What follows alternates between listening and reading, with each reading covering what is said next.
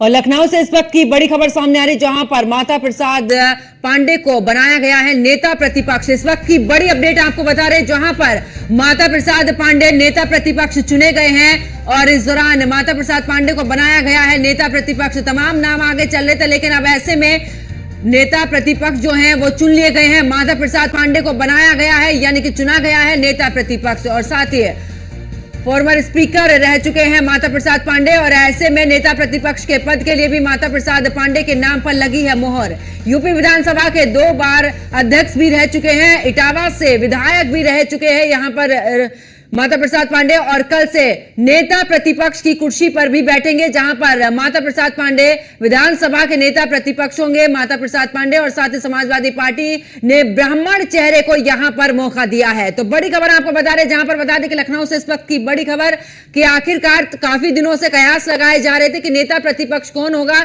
क्योंकि 29 तारीख से यहां पर मानसून सत्र की भी शुरुआत है उत्तर प्रदेश के अंदर। ऐसे में ये भी एक आपको बता दें कि तमाम चेहरे इस पद को लेकर सामने आ रहे थे, लेकिन अब ऐसे में मोहर लगी है माता प्रसाद पांडे पर, जो कि अब नेता प्रतिपक्ष होंगे। और अब सदन में अगर बात करें, नेता प्रतिपक्ष के तौर पर इस दौरान मौजूद रहेंगे। माता प्रसाद पांडे को बनाया गया है नेता प्रतिपक्ष। तो बड़ी अपडेट आपको बता रहे हैं, माता प्रसाद पांडे 7वीं बार विधायक भी बने हैं, और मुलायम सिंह सरकार की अगर बात करें तो इस दौरान विधानसभा अध्यक्ष भी रहे हैं। तो एक बड़ी जिम्मेदारी माता प्रसाद पांडे को, जहां पर माता प्रसाद समाजवादी पार्टी का एक बड़ा चेहरा भी है। और ऐसे में अगर समाजवादी पार्टी की बात करें तो ब्राह्मण चेहरे पर इस दौरान इन्होंने दाव चलाया, और ऐसे में विधानसभा के नेता प्रतिपक्ष होंगे माता प्रसाद पांडे, और माता प्रसाद पांडे को बनाया गया है नेता प्रतिपक्ष, और समाजवादी पार्टी ने ब्राह्मण चेहरे को यहां पर मौका दिया है। तो बड़ी अपडेट आपको दे रहे हैं, जहां पर बता दें कि माता प्रसाद पांडे 7वीं बार विधायक बने हैं, और ऐसे में अब उन्हें एक और बड़ी जिम्मेदारी समाजवादी पार्टी की तरफ से सौंप दी गई है। आपको बता दें कि नेता प्रतिपक्ष अब माता प्रसाद पांडे होंगे।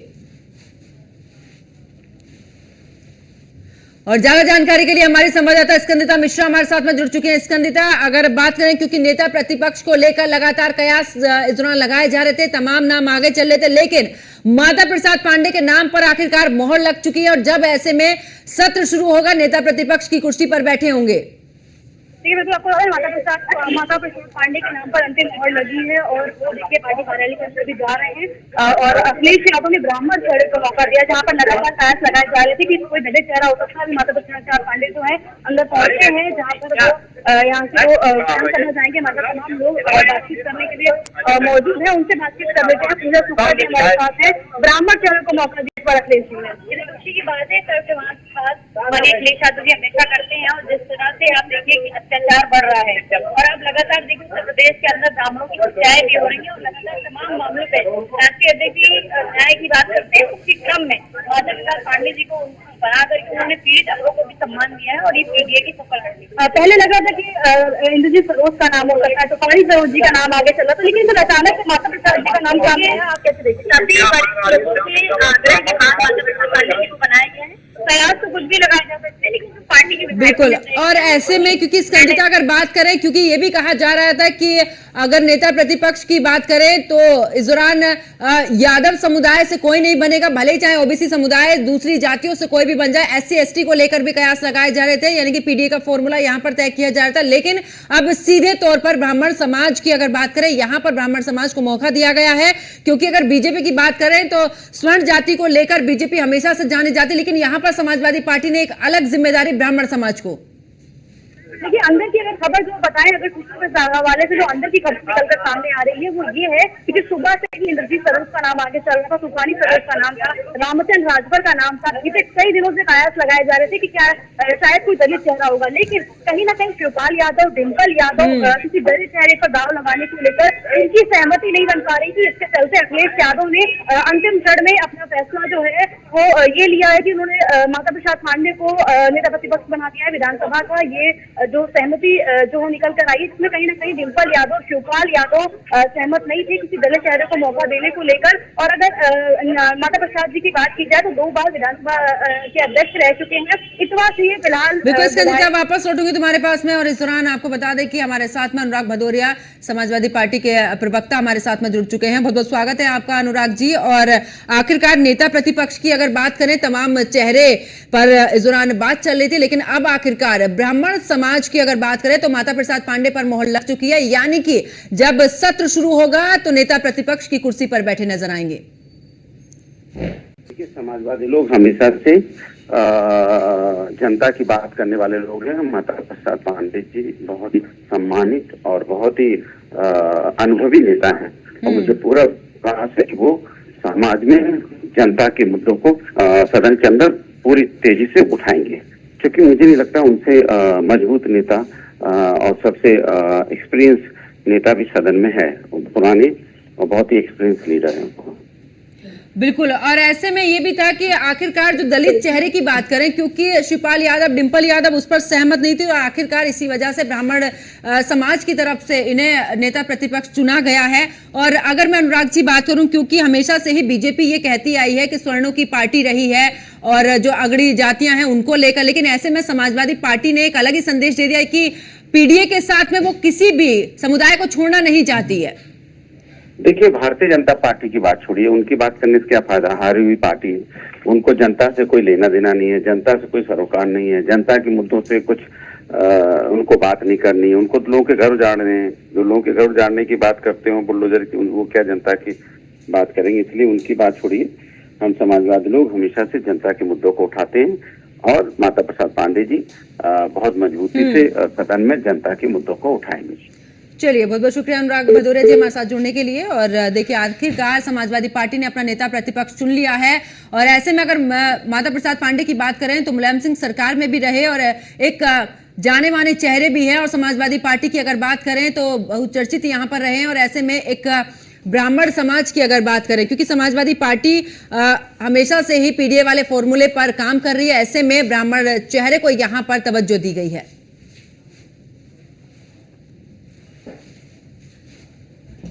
और ज्यादा इस दौरान हमारे साथ में सुनील सिंह साजन भी हमारे साथ में जुड़ चुके हैं, जो कि समाजवादी पार्टी से। सुनील जी, बहुत बहुत स्वागत है आपका न्यूज़ 1 इंडिया पर। और ऐसे में आखिरकार क्योंकि तमाम चेहरों को लेकर बात करें, चाहे SC ST की बात करें, कयास उनके भी लगाए जा रहे थे दलित चेहरे को। और ऐसे में ये भी कहा जा रहा था कि इस बार यादव समुदाय से नहीं, चाहे किसी भी समुदाय से नेता प्रतिपक्ष चुन लिया जाएगा। यानी कि जिस तरीके से जातिवाद का जो कहा जाता था बीजेपी की तरफ से या दूसरी पार्टियां भी कहती थी कि यादव समुदाय को ज्यादा तवज्जो दी जाती, लेकिन ये एक तरफ दरकिनार करते हुए ब्राह्मण समाज को यहां पर, यानी कि ब्राह्मण चेहरे पर यहां पर नेता प्रतिपक्ष चुन लिया गया है। नहीं, ठीक बात है। आज समाजवादी पार्टी के विधायक दल की बैठक थी और सभी माननीय विधायकों ने एक सुर में ये कहा कि माननीय राष्ट्रीय अध्यक्ष जी जो फैसला करेंगे उसके नेतृत्व में हम लोग विधानसभा में काम करेंगे। तो राष्ट्रीय अध्यक्ष जी का फैसला है कि माता प्रसाद पांडे जी हमारे नेता प्रतिपक्ष होंगे।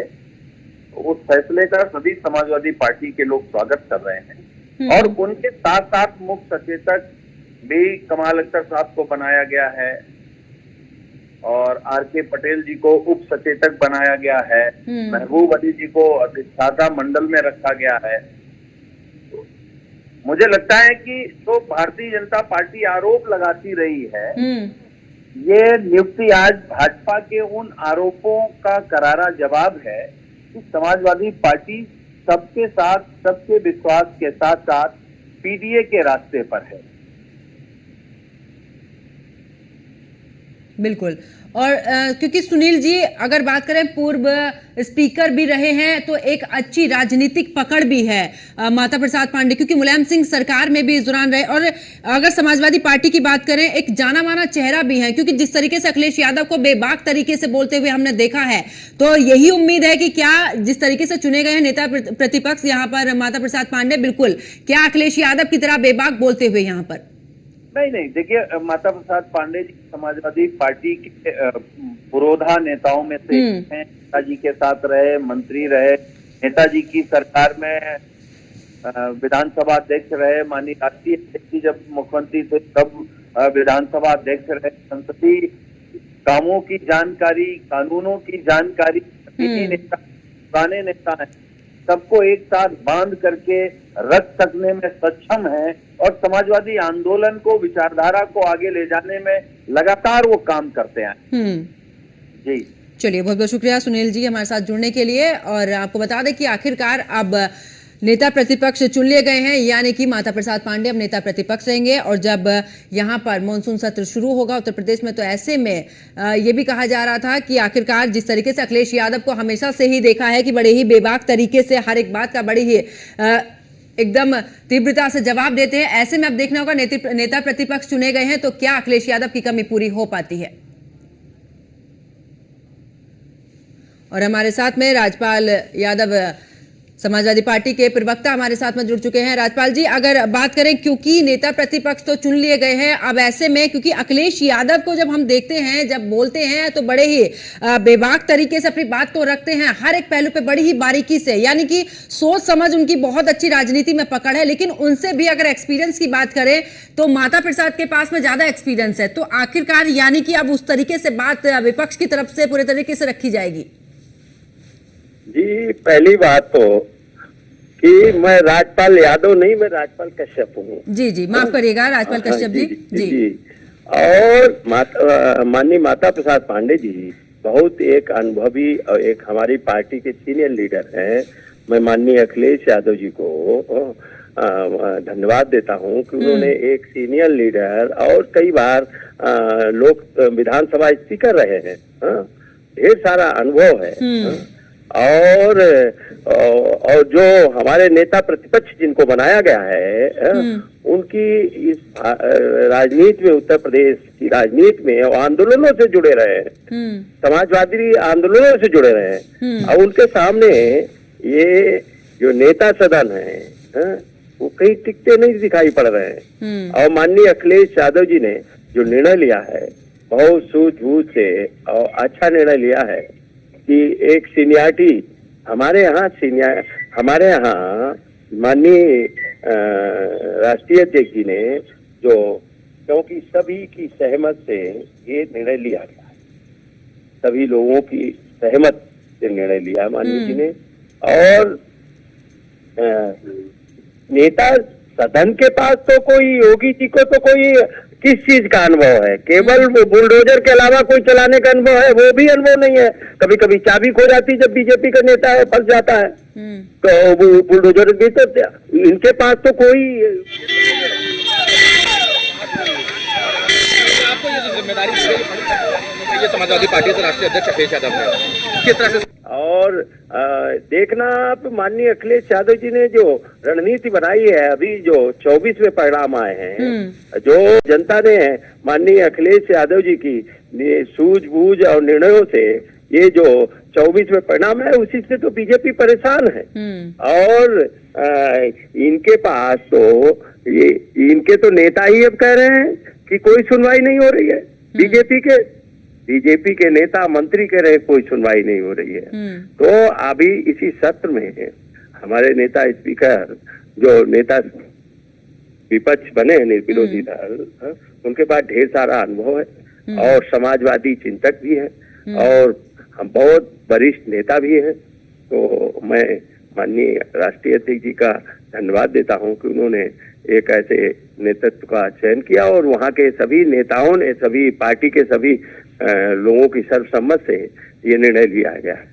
बिल्कुल, चलिए बहुत बहुत शुक्रिया राजपाल कश्यप जी हमारे साथ जुड़ने के लिए और पक्ष रखने के लिए। ऐसे में आपको बता दें कि नेता प्रतिपक्ष चुन लिए गए हैं क्योंकि अब सत्र शुरू होगा और उससे पहले हर किसी की निगाहें इसी बात पर टिकी हुई थी कि आखिरकार नेता प्रतिपक्ष कौन होंगे, क्योंकि जिस तरीके से कयास लगाए जा रहे थे कि SC ST से ही किसी को इस दौरान नेता प्रतिपक्ष चुना जाएगा या फिर गैर यादव समुदाय से, यानी कि OBC समुदाय की अगर बात करें जिनमें से यादव समुदाय में से कोई नहीं होगा, ऐसे ही किसी एक को यहाँ पर नेता प्रतिपक्ष चुना जाएगा। लेकिन आखिरकार समाजवादी पार्टी ने ब्राह्मण चेहरे पर यहां पर मोहर लगाई और ऐसे में एक अच्छा अनुभव रहा है, एक बड़ा राजनीतिक करियर उनका रहा और एक बार फिर से उन्हें एक बड़ी जिम्मेदारी नेता प्रतिपक्ष की, क्योंकि अक्सर देखा है कि समाजवादी पार्टी की तरफ से अखिलेश यादव रहे नेता प्रतिपक्ष, तो इस दौरान जब सीधे तौर पर आपको बता दें कि अब उन्होंने जब सीट छोड़ी तो ऐसे में ये भी कयास लगाए जाते कि शिवपाल यादव को भी बनाया जा सकता है, और लेकिन आखिरकार अब ब्राह्मण जो समुदाय है, जो समाज है, उनके चेहरे पर यहाँ पर मोहर लगाई गई है। सीधे तो देखिए, माता प्रसाद जो है समाजवादी पार्टी का बड़ा चेहरा भी हैं और एक लंबा अनुभव उन्हें राजनीति का भी है। यूपी की राजनीति में माता प्रसाद का बड़ा ही हस्तक्षेप रहा है। पहला चुनाव उन्होंने साल 1980 में जनता पार्टी से लड़ा था और उसके बाद सिद्धार्थनगर की टावा सीट से विधायक भी हैं और फॉर्मर स्पीकर भी रहे हैं, और माता प्रसाद पांडे 7वीं बार विधायक बने हैं। यानी कि आपको बता दें कि लगातार राजनीतिक करियर की उनकी बात करें तो एक लंबा उनका राजनीतिक करियर रहा है और इस दौरान इसी को देखते हुए एक अच्छी सूझबूझ भी उन्हें राजनीति की है और जाने माने चेहरे भी हैं। ऐसे में उन्हें नेता प्रतिपक्ष चुना गया है।